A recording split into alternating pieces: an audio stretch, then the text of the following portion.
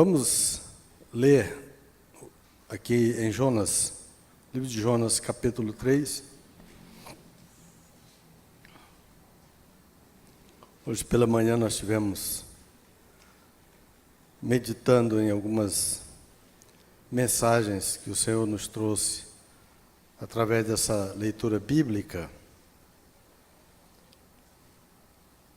Nós falávamos sobre a comunicação e outras coisas. Jonas capítulo 3, do verso 1 até o verso 10, que diz assim a palavra do Senhor.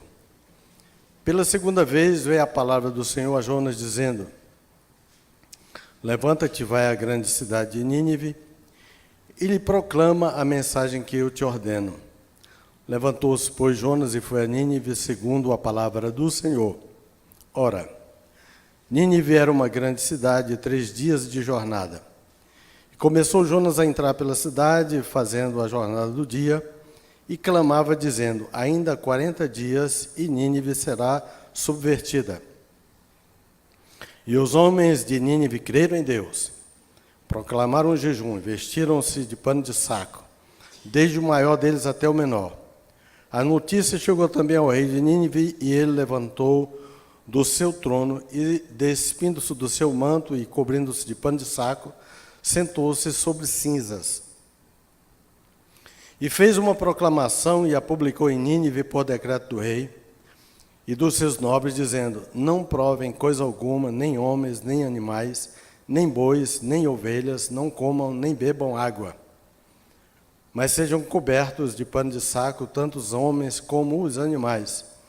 E clamem fortemente a Deus, e convertam-se cada um do seu mau caminho, e da violência que há nas suas mãos. Quem sabe se faltará Deus, e se arrebentará, e se apartará do furor da sua ira, de sorte que não pereçamos. E viu Deus o que fizeram, como se converteram do seu mau caminho, e Deus se arrependeu do mal que tinha dito que ele lhes faria, e não fez. Ainda o capítulo 4, verso 10 e 11, diz assim: disse, pois, o Senhor: tens compaixão da arvoreira, na qual não trabalhaste, nem a fizeste crescer, que numa noite nasceu e numa noite pereceu? E não hei de eu ter compaixão da grande cidade de Nínive, em que há mais de 120.000 pessoas que não sabem discernir entre a sua mão direita e a esquerda, e também muito gado? Oremos. Senhor nosso Deus, nosso Pai, livra-nos, Senhor, da carnalidade, das paixões. Livra-nos, Senhor, do pensamento humano, mundano. O nosso coração, Senhor, seja uma terra fértil para ouvir a Tua palavra, e o que o Teu Espírito Santo nos traga uma mensagem, Pai. Uma mensagem do trono da graça, que venha confortar o nosso coração, venha nos nortear, nos disciplinar, nos alimentar, nos fortalecendo em Ti, Pai. Em nome de Jesus, Pai, toda intenção humana, toda carnalidade caia por terra, todo intento maligno caia por terra, que o nome do Senhor seja glorificado em nossas vidas, para a glória de Deus Pai, em nome de Jesus. Amém? Amém. Pela manhã, como eu falei, nós, a princípio, falamos o seguinte: dependendo da forma como nós concebemos a salvação, isso norteia toda a nossa teologia e todas as nossas ações, relacionamentos, nosso comportamento, tudo depende de como nós concebemos, como nós entendemos a salvação. E são duas vertentes principais desse entendimento, que é a salvação pela graça e a salvação meritória. Então, quando você entende que a salvação é pela graça, todo o nosso pensamento, todas as nossas concepções e reações, elas partem do entendimento de que tudo vem de Deus, tudo vem do Senhor. E quando nós entendemos que a salvação ela é meritória, é por mérito, nós temos que fazer alguma coisa, aí nós entendemos que nós temos que se esforçar demais para tudo acontecer na igreja, na vida, no nosso dia a dia. A gente tem que carregar uma água no jacá para que Deus nos ouça e Deus seja benigno para conosco e compassivo. E olhamos para as pessoas e vemos também que alguns merecem a condenação, e a gente espera que ele seja condenado mesmo. E até ficamos insatisfeitos quando essa pessoa não recebe um castigo, quando ele é abençoado, quando ele é salvo. A gente não fica muito contente sem que aconteça uma grande tragédia na vida dele, porque nós entendemos que a salvação é meritória. A pessoa precisa fazer alguma coisa para merecer, por merecer. Mas quem entende a salvação pela graça, ele vê que a graça de Deus, ela abrange todas as coisas, todas as pessoas, independente da sua condição de santidade, dependendo do seu estado, a graça de Deus alcança essa pessoa. E nós começamos a falar sobre a comunicação, pela manhã falamos sobre isso, e quando nós entendemos que a salvação ela é meritória, nós achamos que Deus, ele não fala com as outras pessoas. Ele só fala conosco. E até nós fazemos uma seleção e achamos que Deus não fala com determinadas pessoas da igreja. Há um grupo seleto em que Deus só fala com aquelas pessoas porque aquelas pessoas merecem ouvir a voz de Deus. E isso é um caminho de um orgulho espiritual muito grande. Não é assim, irmãos. A graça de Deus alcança todas as pessoas, independente do seu estado.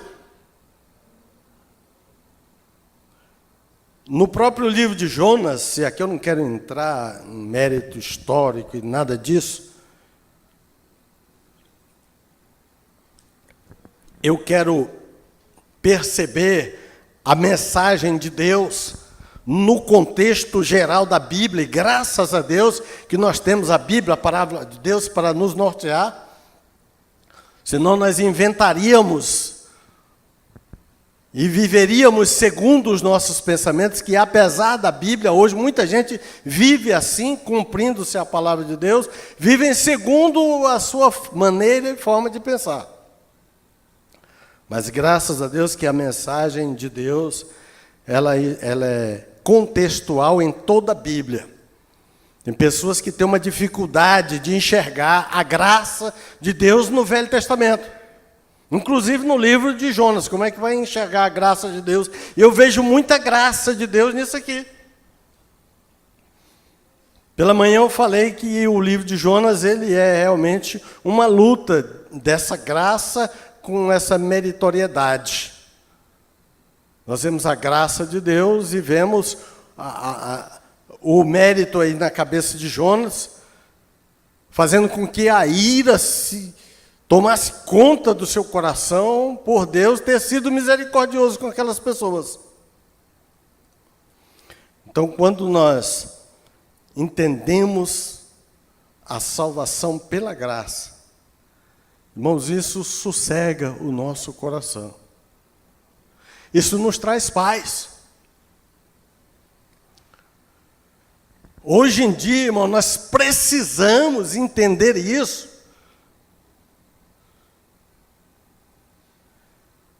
Para que a paz do Senhor se estabeleça na nossa vida.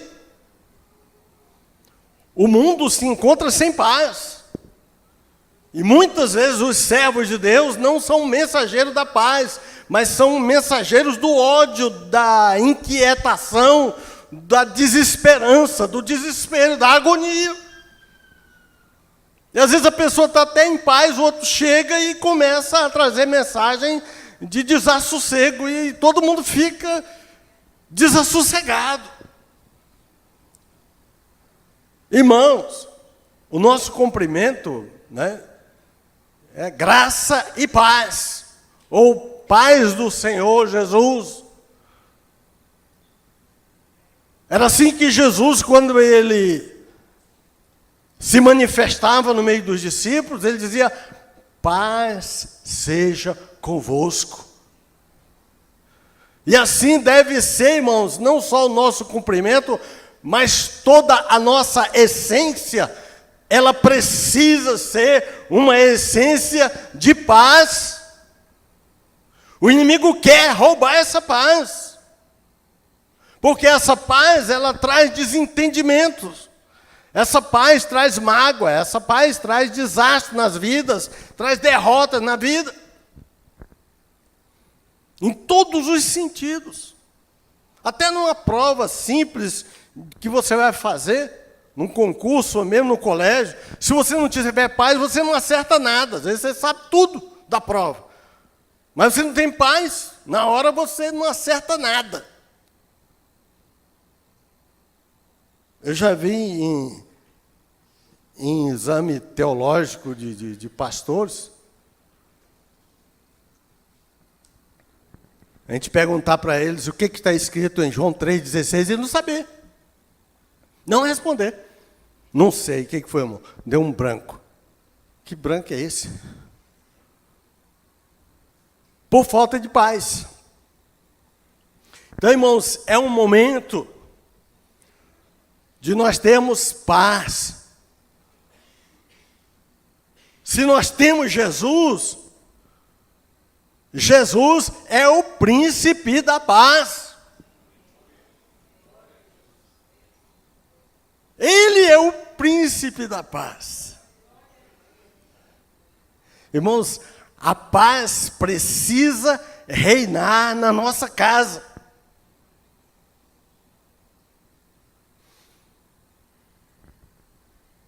Em casas que você chega, que parece que há uma guerra, se instaurou um caos ali.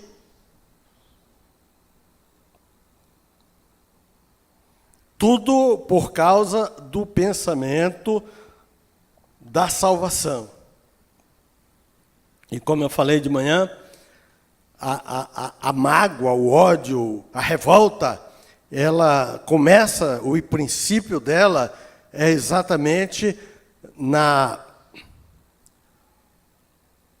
contrariedade da nossa vontade, porque nós queremos estabelecer a nossa vontade. Foi assim desde o Éden. O homem procura estabelecer a sua vontade. Ele quer que a sua vontade, o seu pensamento, o seu desejo, a sua forma, tudo seja estabelecido conforme ele quer, ele pensa.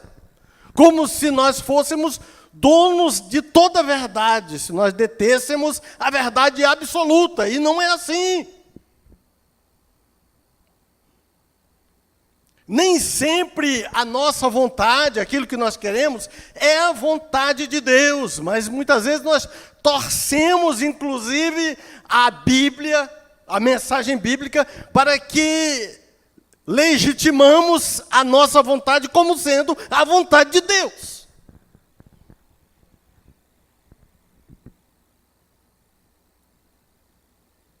E nem sempre a nossa vontade é a vontade de Deus. Às vezes é a nossa vontade contrariando a vontade de Deus. E isso redunda em falta de paz. Sempre leva a pessoa a uma desesperança, a uma derrota, a um fracasso, porque contrariando a vontade de Deus, o homem, ele, nos últimos dias, ele quer viver segundo a sua vontade e não a vontade de Deus. Nós vemos isso, irmãos, na mensagem do mundo, na luta das ideologias, das ideias. Há um esforço, uma militância para retirar, para suprimir a teologia bíblica, para tirar da mente das pessoas essa mensagem bíblica. Eles falam que precisamos tirar do mundo, principalmente do nosso Brasil, essa cultura judaico-cristã, machista, preconceituosa da Bíblia, porque isso denota que o Brasil é um país atrasado nas suas ideias, um povo ignorante, porque é movido e dirigido pela cultura judaico-cristã. O que é isso? Quer dizer que o povo brasileiro, ao cumprir a palavra de Deus, a se curvar diante da vontade de Deus, é taxado de um povo ignorante. Irmãos, eu prefiro ser ignorante e ir para o céu.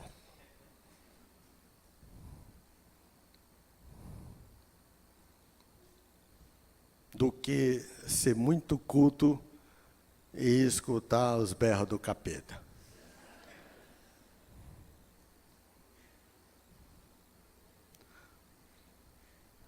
Então, irmãos, tudo isso vem da forma como nós entendemos a salvação. Nós muitas vezes declaramos que entendemos a salvação pela graça, mas militamos. Militamos por coisas pequenas, dentro da nossa casa, para estabelecer a nossa vontade. Mas quando nós entendemos que a salvação é pela graça,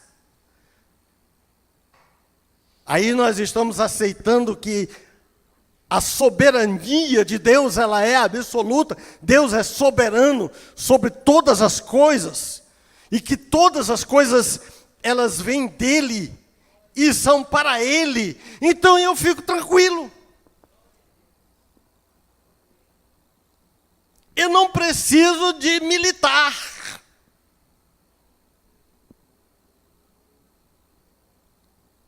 Eu, realmente, irmãos, eu não gosto. Não gosto da militância, não gosto da guerra, da luta.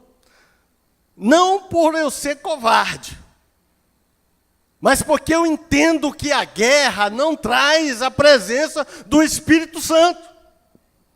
Estou cansado de ver o pastor Jesus dizer que o Espírito Santo, na forma de pomba, e a pomba ela não fica no meio da guerra, da batalha. A pomba, ela gosta do lugar tranquilo, da paz. Então, se eu quero ser cheio do Espírito Santo, eu tenho que fugir da guerra, da militância.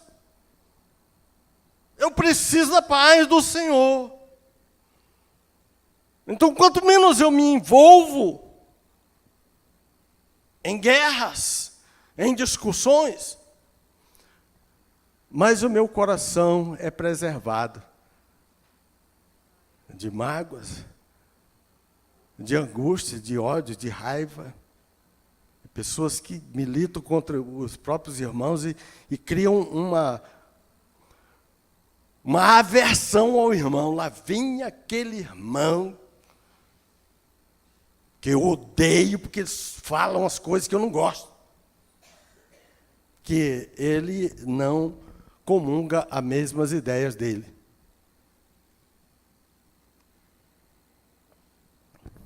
Irmãos, o nosso coração precisa estar esvaziado dessas paixões para que o Espírito de Deus possa trabalhar na nossa vida. O Jonas aqui é um personagem, mas ele, mesmo se convertendo à vontade de Deus, o ódio não saiu do coração dele. Então, às vezes, a gente se converte à vontade de Deus, mas não se converte a Deus totalmente. A gente tem algumas reservas. Não, eu sou crente, mas eu também não sou capacho. Eu sou crente, mas eu tenho as minhas convicções. Então, irmãos, este livro nos traz um ensino muito importante, vários ensinos. E a mensagem nessa noite que Deus traz ao nosso coração, tirando desse livro, e se eu fosse escolher mais um tema para esse livro, eu escolheria o tema do arrependimento. Quando nós entendemos a salvação pela graça, nós entendemos também o arrependimento. Para que nós possamos mudar as nossas convicções, aquilo que às vezes a gente pensa que está 100% certo, e depois vai descobrir que não é nada daquilo. Que a vontade de Deus para nós é muito maior. E que Deus não ama só a mim, Ele ama todas as pessoas. E que Deus não fala só comigo, Ele fala comigo e com todos, e até com aquele que está no erro. Deus falou com Jonas aqui, ele estava na desobediência. Deus, quando falou com Paulo, o grande Paulo, ele estava na desobediência. A caminho de Damasco, ele estava na desobediência. É na desobediência que Deus fala. A gente pensa, não, Deus não vai falar com a pessoa porque ele está na desobediência. Ele fala. E é nesse falar de Deus é que está a oportunidade para o arrependimento. Nós vemos, claro, aqui três arrependimentos, vamos dizer assim. Aqui, claro, no livro de Jonas, os homens no interior do barco, né, quando cessou a tempestade, que eles tentaram até, com os meios humanos, superar aquela tempestade, e não conseguiram, porque a tempestade, quando vem de Deus, irmãos, os meios humanos são inúteis.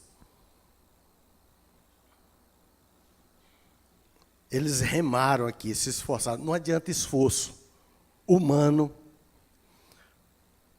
para superar a tempestade que vem de Deus. Para superar a tempestade que vem de Deus, nós temos que nos arrepender e converter o nosso coração segundo a vontade de Deus.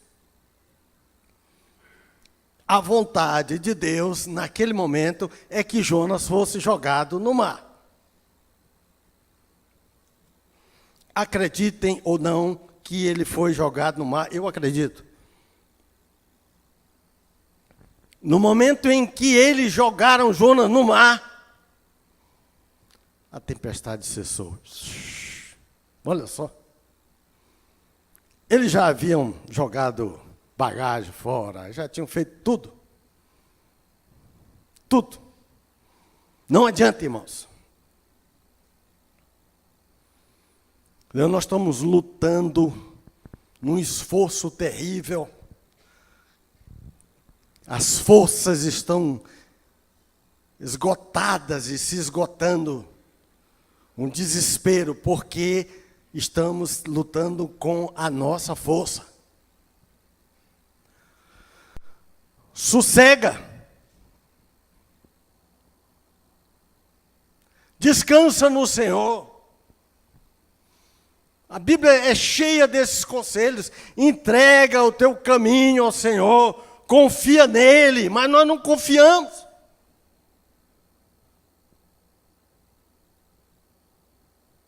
Não confiamos no Senhor. Falamos que não confiamos, mas o nosso comportamento, os nossos atos são de desconfiança.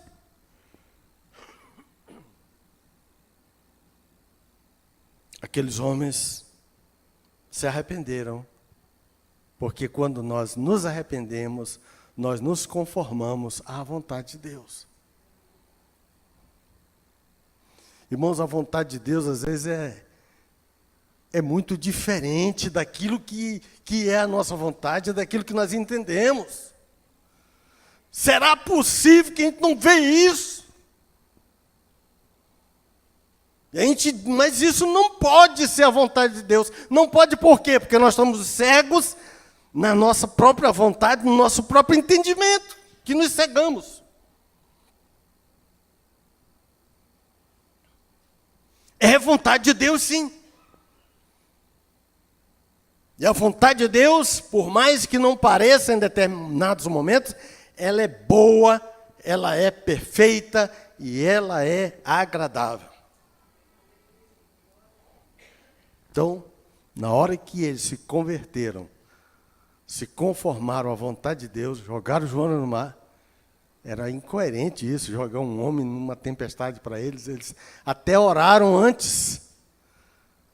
Senhor, olha, o Senhor, nós não temos nada com isso, estamos jogando ele porque ele pediu para jogar, mas o Senhor nos livra desse pecado e vamos jogar ele. Pô, jogou, cessou.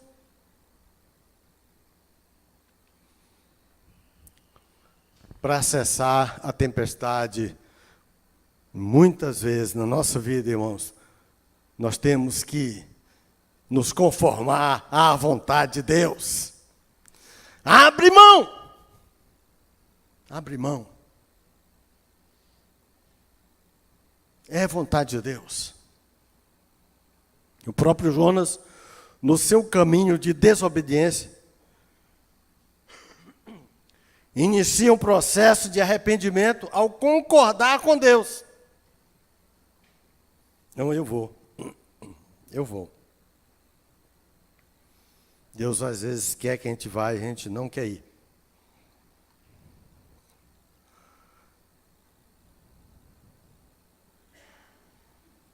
A tendência nossa é querer fugir da dificuldade, do confronto, que às vezes Deus nos coloca.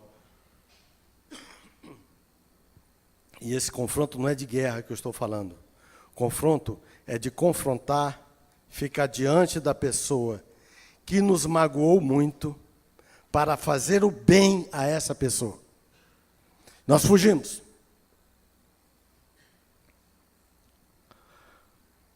Deixa eu falar de novo. Jonas estava fugindo do confronto, não de guerra, mas de ficar diante daqueles que lhe fizeram muito mal. E ele preferia morrer ele fala aqui no texto, eu prefiro morrer a ver o bem dessas pessoas. Tem gente que fala isso, eu prefiro morrer a ter que me confrontar com uma pessoa que me ofendeu, pedir perdão para ele, fazer o bem para ele.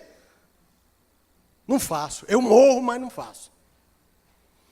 Irmãos, isso só causa mal a nós mesmos, a quem toma essa posição.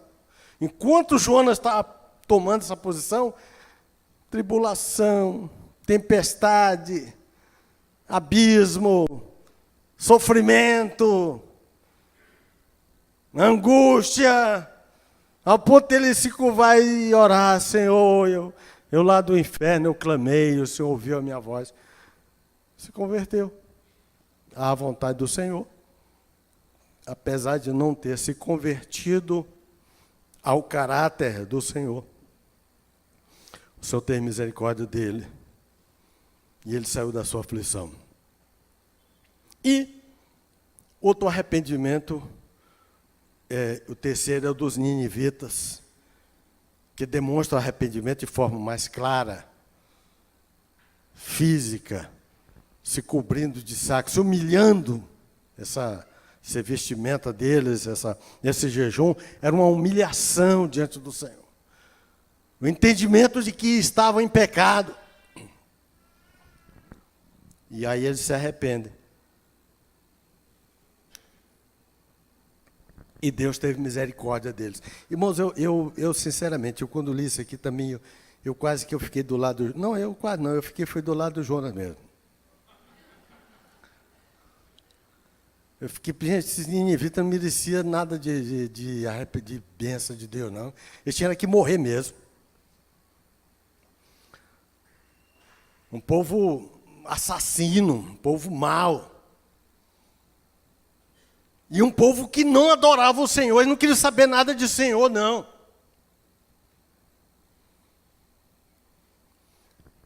E de repente, esse povo se arrepende. Como é que... Eu digo que esse povo nem cria no Senhor, como é que eles se arrependem, irmãos? Como esse... Não. Tem gente que a gente conhece, que a gente fala, esse está perdido. Eu tenho um sobrinho mesmo que eu cheguei para o Senhor e falei, eu não vou orar mais por esse infeliz, eu não quero saber mais dele, eu não quero nem que ele apareça na minha casa, eu não quero nem falar o nome dele. E aí, de noite, o Senhor me deu um sonho, e eu tive que pedir perdão a Deus. Eu estava errado. Eu estava igual o Jonas. Eu queria que ele morresse. Eu estava, como eu falei de manhã, igual Tiago e João lá, querendo descer fogo do céu para queimar os samaritanos. Queimar não, eles queriam matar eles mesmos, consumir. E o Senhor falou, não sei de que espírito sois. Vocês não prestam atenção, que espírito é esse? Que espírito assassino é esse? Que muitas vezes enche o coração do crente. Um espírito assassino, ele quer matar mesmo, irmão. Às vezes não físico, mas no coração, ele mata a pessoa. Para mim, essa pessoa não existe mais. Porque não tem mais jeito. Eu fiquei pensando, esse povo de Nínive não tem jeito mesmo, não. Que arrependimento é uma mudança de atitude. A pessoa que se arrepende, ele muda de ideias. Então a gente olha para determinada pessoa e fala assim, gente, como é que essa pessoa, embrutecida pela sua própria intelectualidade, a sua filosofia, ele vai mudar de ideia? Não vai mudar nunca.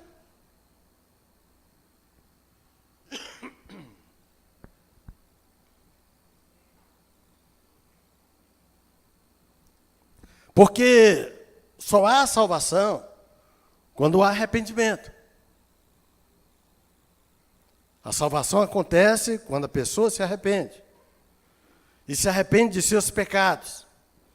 E se vira, se volta para Deus. Então, arrependimento é a mesma coisa que converter, quer dizer, significa mudar a direção. Eu estou indo numa direção e aí eu volto, eu faço contorno e volto, como se estivesse indo para Jaiara e eu volto para o centro. Isso é arrependimento.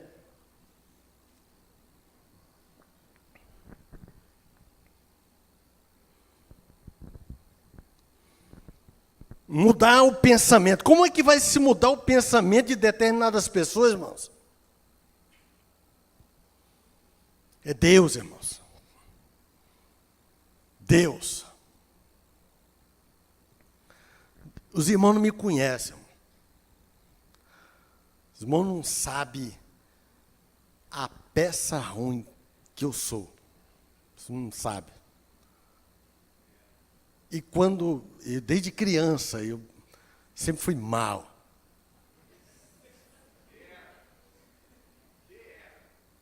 Sempre fui mal, desde criança. Sou mal até hoje.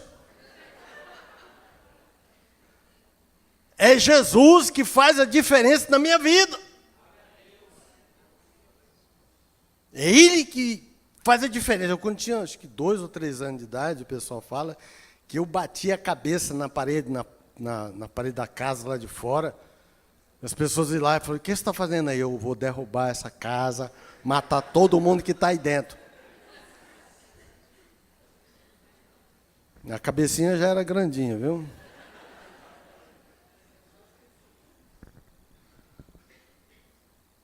Mas eu tenho certeza que não era só eu, não. Tem muita gente má aí também. É o ser humano. Ser humano. Eu vi uma pessoa na rua, irmão, assim, jogada na rua. Eu falava, eu fui criado sem pai e sem mãe. Estou aí, vivendo bem. Isso aí é preguiça, é porque a pessoa não quer trabalhar, é um covarde, é não sei o quê, não tem dó de não. Tomara que morra. Não tem dó de ninguém, não. Hoje, eu vejo uma pessoa assim, e meu coração fica compungido. O meu pensamento foi mudado. Hoje, quando eu me apanho pensando assim em matar alguém, eu me arrependo. Eu falo, meu Deus, isso não é um pensamento de um servo de Deus, de um pastor, não, o que é isso? Ou você não pensa isso? Só eu, é?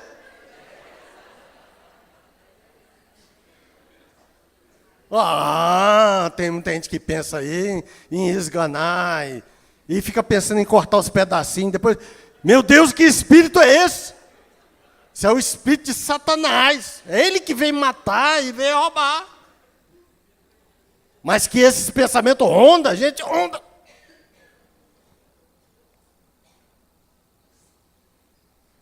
Então, irmão, o arrependimento é a mudança desses pensamentos. Deus nos ajuda a chegar ao verdadeiro arrependimento. E não é só esse sentimento de roubar, não, mas é de muita coisa ruim que ronda o nosso coração. Ronda o nosso coração. Vai lá no nosso leito, de noite você está dormindo, e o Satanás vai soprar coisa lá. Você tem que levantar e repreender. Tem hora que você tem que levantar de noite e sair na casa e repreendendo. Sai, demônio, daqui, vai. Perturba outro, em nome de Jesus. E aí você dorme em paz. Isso acontece. Isso não é o pentecostalismo, não, irmão. Isso é realidade cristã. Você tem que sair. Eu lembro da minha mãe, foi a minha madrasta. Às vezes eu acordava com ela dizendo, Satanás, eu sei que tu é tu aí, hein? Você é vergonha. Sai daí. E saía. Sangue de Cristo, que o nortista não fala sangue de Jesus, ele fala sangue de Cristo. Sangue de Cristo, repreenda. Sangue de Cristo. E com a vassoura, não sei se tange Satanás com a vassoura. Ela saiu com a vassoura batendo até o portão. Eu falei, pronto, agora ele foi embora mesmo. E voltava, aquela paz. Não sei como é que ela via esse Satanás, mas tem hora que você tem que fazer isso. Sua casa. O arrependimento, irmão, nos ajuda. Deus nos ajuda a chegar a esse verdadeiro arrependimento. Aqui, vou ler um versículo aqui, de 2 Timóteo, diz assim, que nós devemos corrigir os irmãos com mansidão, corrigindo com mansidão os que resistem, na esperança de que Deus lhes conceda o arrependimento para conhecerem plenamente a verdade. Olha só que tesouro é esse versículo. Ele afirma que o arrependimento, ele é concedido pelo Senhor. É Deus que coloca o arrependimento no coração da pessoa. Então não adianta eu esganar, bater, fazer o que for para que a pessoa se arrependa, não. O Senhor é quem concede o arrependimento. É por isso que os ninivitas se arrependeram. É porque Deus quis. Foi o Senhor, irmãos. Isso é entender a salvação pela graça. É o Senhor quem coloca o arrependimento. Não adianta a gente forçar e falar e explicar, não. É o Senhor. Se a pessoa não receber essa orientação do Senhor, ele vai morrer sem se arrepender. Ele nunca vai arrepender. Nunca vai mudar. Os seus pensamentos sempre serão pensamentos de pecado, de carnalidade, de mal, de ódio e tudo, porque ele não mudou, ele não se arrependeu.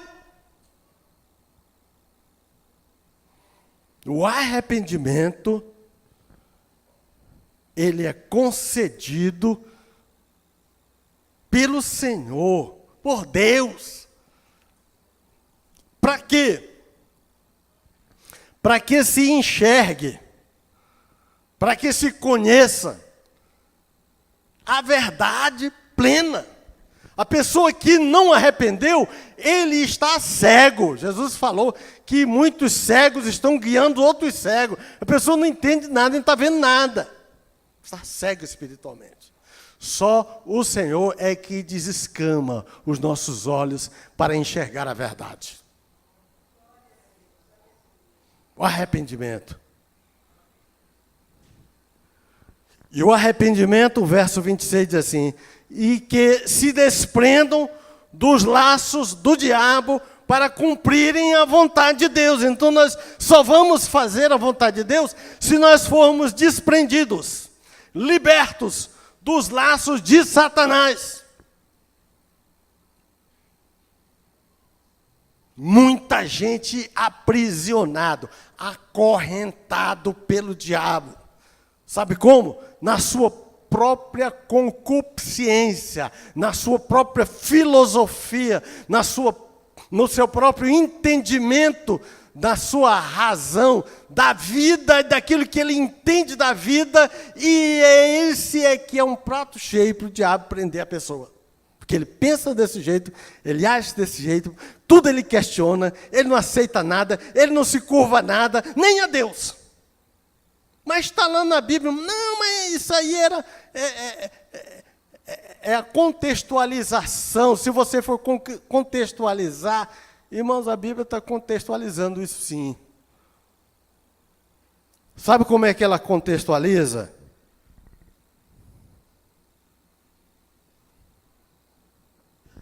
Dentro do contexto geral da Bíblia.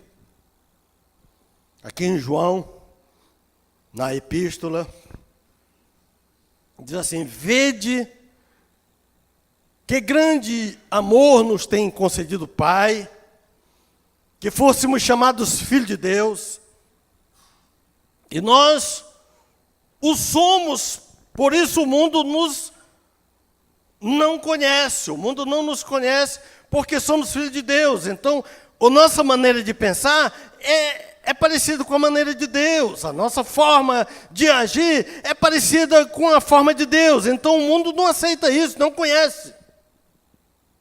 Por quê? Porque ele não conheceu o Senhor, ele não se arrependeu, ele está cego, ele está vendado. Amados, agora somos filhos de Deus e ainda não é manifesto o que havemos de ser. Aleluia! A nossa glorificação ainda não foi manifesta. Sabemos que quando Ele se manifestar, aí sim nós seremos semelhante a Ele, porque assim como Ele é, o veremos. Aleluia! Glória a Deus! Aleluia! Glória a Deus! Não diga para o irmão do lado, não diga para você mesmo. Eu vou ser semelhante ao Senhor. Aleluia! Eu vou ver o Senhor. Aleluia! Você não tem vontade de ver Jesus, não? Não o Aparecido que está viajando pelas Europas, não, é o Jesus Cristo, o nosso Senhor, aleluia. E tudo isso pela graça. É a graça, é de graça. Amados, agora somos filhos de Deus, porque assim como Ele é, o veremos. E todo o que nele tem esta esperança, purifica-se a si mesmo, assim como ele é puro. Todo aquele que vive habitualmente no pecado, também vive na rebeldia, pois o pecado é rebeldia. Assim como o princípio da mágoa, do ódio, é a contrariedade da nossa vontade, assim, também, o princípio do pecado é a rebeldia. Rebeldia. Coisas simples. Coisas simples. E a pessoa investe. A pessoa investe essa personalidade de rebeldia e acha isso bonito. Tem pessoa que investe isso até na sua aparência. Ele quer ter uma aparência rebelde, ele quer afrontar. Eu vi uma jovem, não sei se ela faz parte de algum grupo, era sábado, né, também, não sei. Não sei o que era ela, não. Sei que a menina era bem magrinha, e ela estava toda vestida de preto, uma saia bem curtinha, uma meia toda preta, e não sei que cor era a blusa, né, porque também não reparei muito. E o cabelo rosa, e o rosto todo pintado. Eu fiquei olhando assim, digo, meu Deus do céu, o que é isso? Fosse lá no Peru, o que se passa? O que é isso? Por que essa moça está assim? Se ela vai fazer alguma festa infantil, alguma coisa, mas deixa para lá. E ela desceu do carro, mas imponente assim, ó, parecia que estava, sabe? A pessoa é rebelde, ele afronta. Ele quer afrontar, ele quer, sabe? Ele quer enfrentar as pessoas, ele quer mostrar que é rebelde. Eu sou assim porque eu quero, você é um ignorante. Eu faço do jeito que eu quero, é meu, o corpo é meu. Não sabe ele que um dia vai prestar conta diante de Deus do seu próprio corpo. Nós vamos prestar conta de Deus do nosso corpo. De tudo que o Senhor nos dá. Da vida, das horas, das nossas horas. As horas que eu fico dormindo no meu sofá lá, eu vou prestar conta diante do Senhor. Aí o Senhor está vendo que é porque eu estou com preguiça mesmo, ou fraco demais, ou já estou velho. O Senhor, eu creio que Ele vai botar nesse desconto aí. Mas vamos prestar conta de tudo, do tempo, da saúde, da força, do nosso corpo, de tudo. E agora me fez lembrar dos meus tempos idos, lá de 1980, mais ou menos. Chegou uma moça lá em casa para nos ajudar. E a minha esposa está aqui, a Fátima, ela não me deixa mentir sozinho. E chegou aquela moça, nós éramos de uma igreja bem tradicional, não era naquele tempo ainda que as jovens se vestiam de uma forma bem diferente. E aí chegou aquela moça assim, toda, sabe, o cabelo esquisito, e uma saia, uma roupa esquisita, e toda balançando. Aí A Fátima, até a Fátima conversou com ela, eu fiquei olhando assim, a Fátima falou assim, minha filha, você não é da igreja lá, tal? Sou. O jeito dela era assim. Ué, mas e por que você se comporta desse jeito? Não, porque eu sou rebelde. Amém. Ela sentia uma satisfação tão grande em dizer que era rebelde. Irmãos, isso em 1980. 80 e tantos, né? Eu já era maduro nessa época. Imagina agora, já estou quase podre. Né? Porque estava maduro em 1980 e pouco.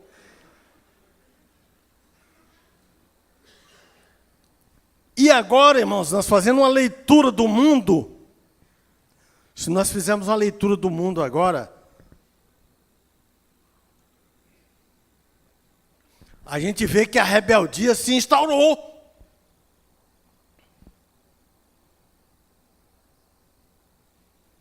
A rebeldia se instaurou. Não é só na forma de se vestir, de se comportar, não. É em tudo.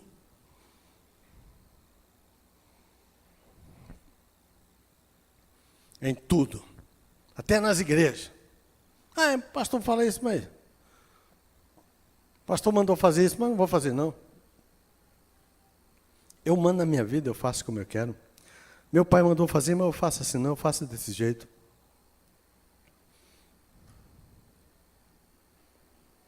Irmãos,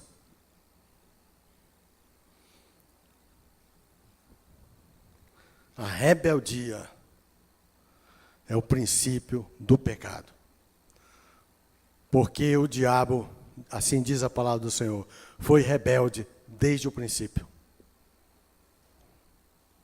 E quem é rebelde é filho do diabo.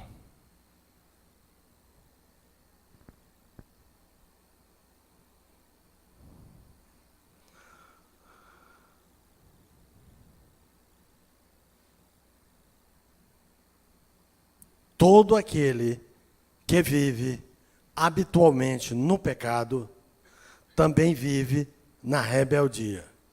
Pois o pecado é rebeldia. E bem sabeis que ele se manifestou para tirar os pecados. E nele não há pecado, e também não há rebeldia. Todo o que permanece nele não vive pecando. Todo o que vive pecando não viu nem o conhece. Irmão, isso aqui é a palavra de Deus. Estou lendo aqui em 1 João 3. Filhinhos, ninguém vos engane. Quem pratica a justiça é justo. Pratica a justiça é justo. Assim como ele é justo. Quem comete pecado, vive na rebeldia, é do diabo.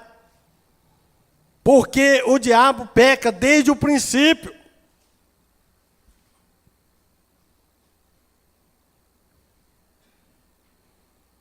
Para isto, o Filho de Deus se manifestou para destruir as obras do diabo, inclusive a rebeldia, que é o princípio de todo pecado. Irmão, mas o pensamento de rebeldia, ele ronda o nosso coração todo dia. Não vou fazer isso, não. Deus, às vezes, como eu falei na comunicação, o Senhor fala conosco todos os dias, na nossa cabeça, nosso pensamento, a gente fala para Deus, não vou fazer isso não. Aquele que é nascido de Deus não peca habitualmente, porque a semente de Deus permanece nele e não pode continuar no pecado, porque é nascido de Deus. E nisto são manifestos os filhos de Deus e os filhos do diabo. Quem não pratica a justiça não é de Deus, nem o que não ama a seu irmão. Irmão.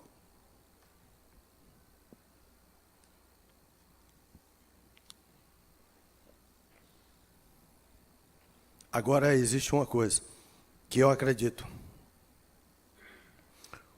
O Filho de Deus é Filho de Deus. Ele não pode se transformar no filho do diabo, porque o Espírito de Deus habita nele. E assim, quando a rebeldia ronda o coração e ele peca, ele se arrepende. É o arrependimento.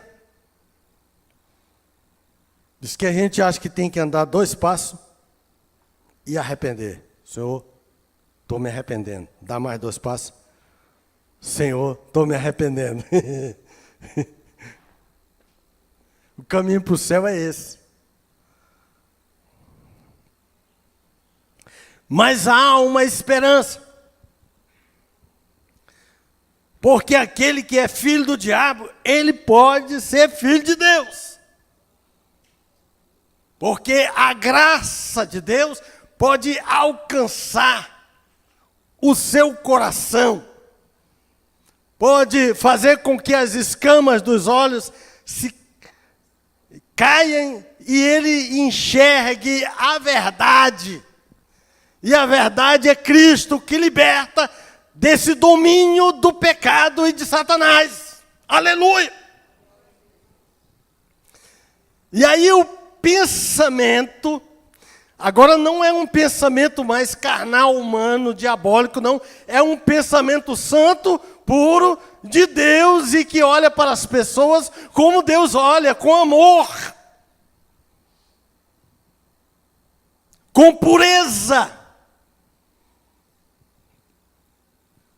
Eu olho para a irmã e vejo uma santa. Aleluia. E ela é santa não é porque o marido dela é uma tribulação, não. É porque ela é salva pelo Senhor. Olhar para o irmão e ver um santo. Olha o santo do Senhor. Santo separado. Irmão, você é um santão de Deus. Aleluia. Eu sou um santinho. Glória a Deus. Aleluia. Mas o filho do diabo não olha para a irmã e acha ela uma santa, não. Ele acha uma oportunidade de pecar.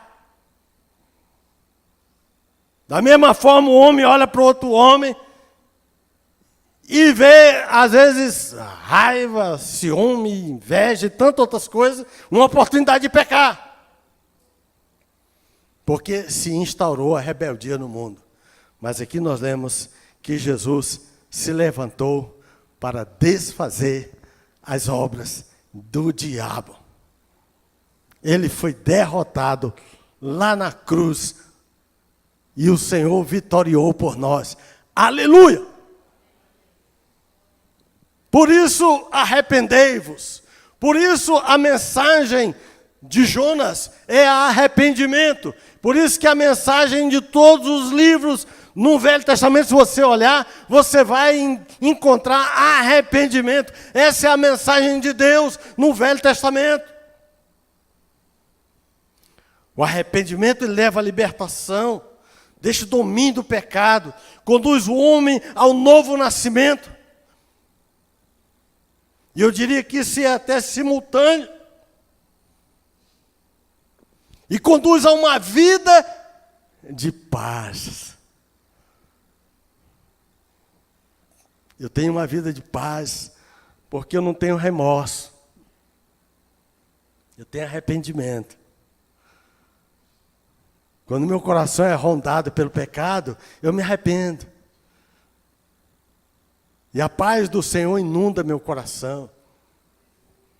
Quando eu peço perdão para o irmão, que eu fiquei 20 anos com raiva dele, e eu pedi perdão, eu senti uma paz tão grande, saí falando em línguas. Que meu coração estava contaminado com aquele irmão. Então, irmão, o arrependimento nos leva à libertação desse domínio do pecado, da sensualidade, de todo tipo de pecado, todo tipo de, como dizia um pastor meu, amigo meu, já morreu também, ó. Hoje foi o dia de eu lembrar dos pastores que morreram. Todo pastor que eu lembrar tinha morrido já. E ele dizia assim, eu lembrava dele falar assim, toda putriqueira. Ele falou assim, isso é uma putriqueira, quando o pecado era terrível. E, pastor, não trata disso aí, que isso aí é uma putriqueira. Então, o arrependimento nos leva a toda a libertação do pecado, do domínio desse pecado, que domina a nossa ideia, o nosso desejo, nosso sentimento, nos leva à libertação de toda essa putriqueira do pecado. Essa é a mensagem do Velho Testamento. Essa foi a mensagem de João Batista. E aqueles dias apareceu João Batista pregando no deserto da Judéia e dizendo, arrependei-vos, porque é chegado o reino dos céus. Aleluia. Mensagem do Velho Testamento, a mensagem de transição do Velho para o Novo Testamento, mensagem de João Batista, arrependimento. E a mensagem da Bíblia é a mensagem do arrependimento. Essa foi a mensagem de João Batista.